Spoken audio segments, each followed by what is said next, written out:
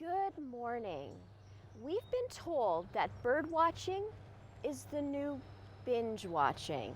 And with that said, we thought we would check this out and learn a little bit more about it. We're spending time in Burlington with a bird watching expert, of course.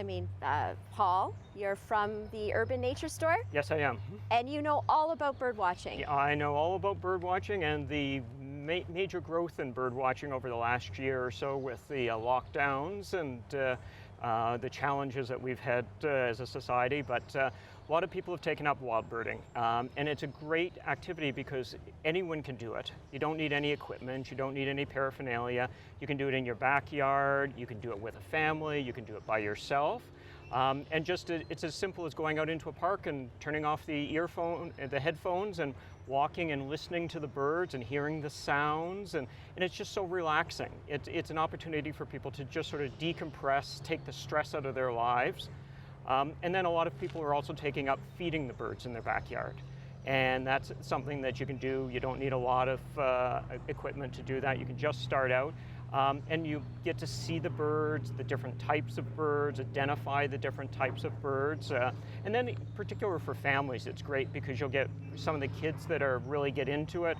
They're competitive too. Oh, I saw robin. Oh, I saw a Yes. finch. No, Right. And so it's an activity that they can do. And what they can do is talk about it together as well. They can compare what they've seen, what birds have come, what birds were doing things.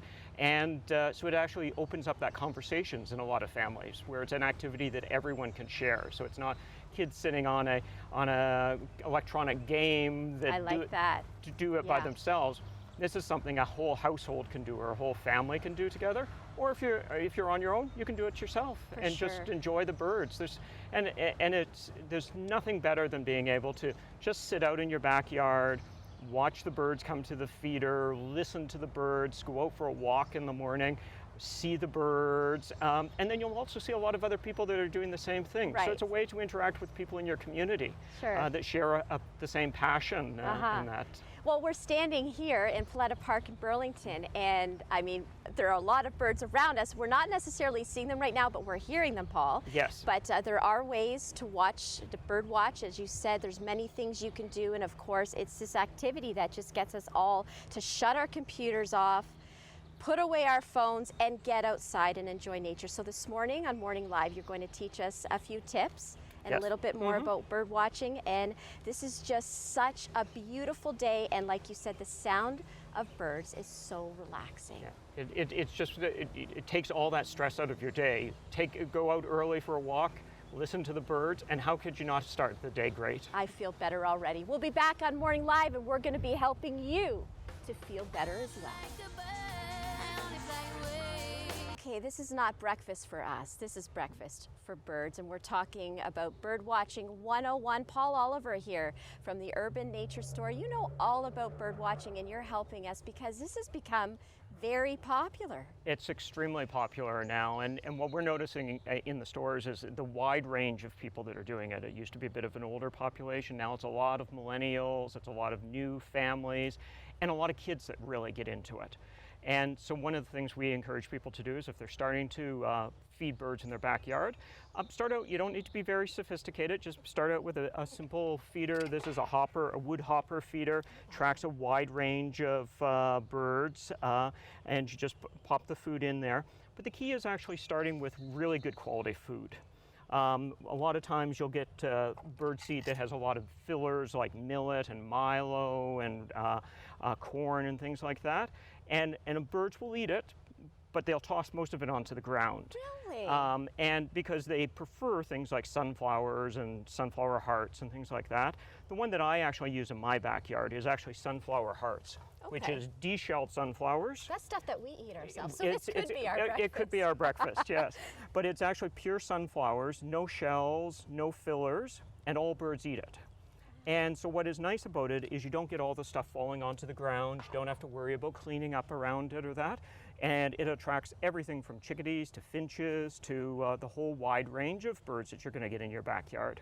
Now, Paul, I was telling you that lately I have seen myself in my own backyard some birds that I've never seen before, very colorful, almost to the point where I thought they were somebody's pet and they escaped. Yep. And then you had a really good answer for Yeah, that. well, we have at this time of the year, we have all the migratory birds that have come back, but more importantly, we have the males that put on their colorful feathers at this time of the year. This is the way they attract their mates. This is the way they identify in their territory that it's their territory. And so this is the time to see them at their brightest and most brilliant. And many times when you look at birds, you'll actually, the female and the male will look very different because the male has his brighter colors on figures. and things like that. But he has to do the work. He has to find the mate. She just has to play hard to get. Typical. And about hummingbirds, you said something very interesting about, was it hummingbirds, that if you have a bird feeder for a hummingbird, you should do what? Yes, put out a second hummingbird feeder. Because once one male goes to the hummingbird feeder, he will allow all the girls there, but he won't allow another male. Ah. And so you want to make sure that there's a feeding spot for the juvenile hummingbird males.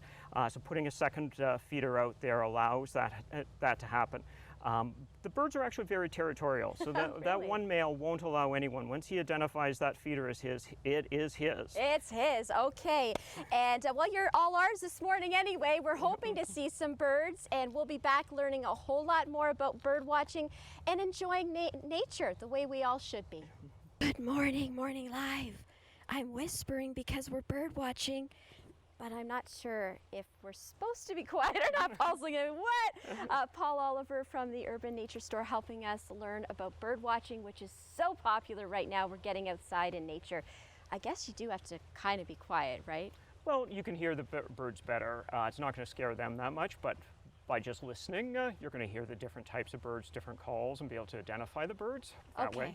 So we talked about feeding birds and water. Like, okay, so if you're at home and you have a bird feeder, and a lot of people have the little bird baths, do they actually work? Yes, water for birds is very important. And we actually really encourage people, even if they're not feeding the birds, that they may want to put some water out for the birds. And it could be just as simple as a plate with some water in it, just so that they have that. Because in a lot of our urban areas, the water moves too fast for birds to actually use it. They use it to bathe and they use it to drink. And in many cases, it's just moving too fast for them. Is this water moving too fast? This is pretty close. An adult bird could probably use it, but baby birds are not. And so one of the things, having water in your backyard, particularly if a mommy bird has a nest nearby, she has food, she has water, she doesn't need to go as far away from the nest. She can protect the babies better that way. But the other thing I often encourage people, if they've got a bird bath in their backyard, and it's a deep one, a lot of the old style ones are deeper, is to take some river stones and put it across half of it. And what it does is it allows a little steps for the baby birds to get in. Oh, how sweet. But more importantly, to get out, because they've just learned to fly, they get their feathers wet, and they can't actually fly out of the bird bath. Okay. So this that way, makes mommy sense. can stand up on the stones, encourage them to get out, and easily, it's in some cases, it's life-saving for the juvenile birds. Can I ask you something? And I'm sure a lot of people have come across this, and I don't know if it's a myth, but it's something and a rule I've always followed.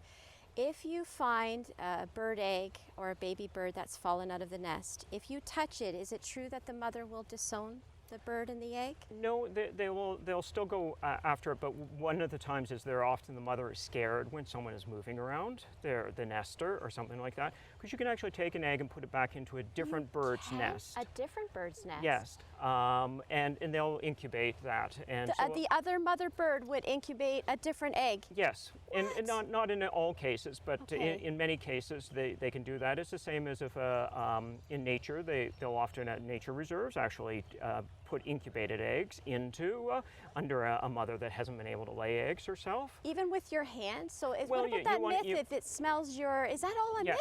You want to reduce as much smell that you're putting out there. They're sensitive to that because it just tells them it's a predator or it's something they don't understand. Okay.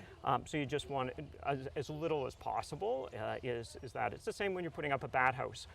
Don't try to touch it with your hands and that, because bats are sensitive to the human smells. Well, I'm not going to be putting up a bat house anytime soon, but there might be some people. So if you find a baby bird, and this has happened to me, fallen out of the nest. Should you leave Yeah, it? yeah. Will the mummy come back and Yeah. pick it up?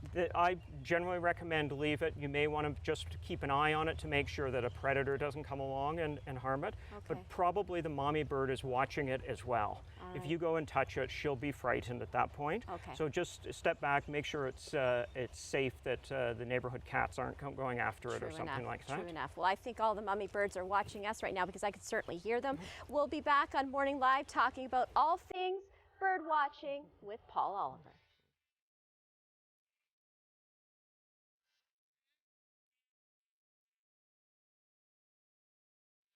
Good morning. We are bird watching today in Burlington with Paul Oliver from the Urban Nature Store. I've been learning so much, and hopefully our viewers have too.